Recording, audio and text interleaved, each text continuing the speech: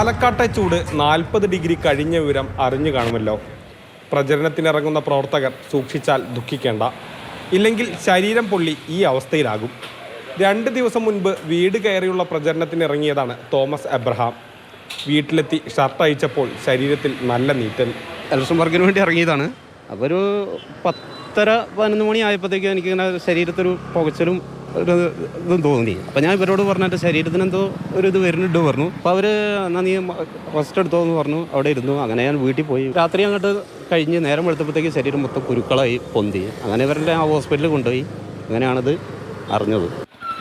ഉച്ച സമയത്ത് പ്രചരണത്തിനിറങ്ങുന്ന പാർട്ടി പ്രവർത്തകരോട് പറയാനുള്ളത് സൂക്ഷിച്ചാൽ നിങ്ങൾക്ക് കൊള്ളാം.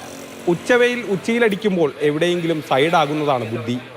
എപ്പോഴും വെള്ളം കുടിക്കണമെന്ന് തന്നെയാണ് പറയുന്നത്. പരമാവധി വെയിൽ കൊള്ളരുതെന്നാണ് പറയുന്നത്.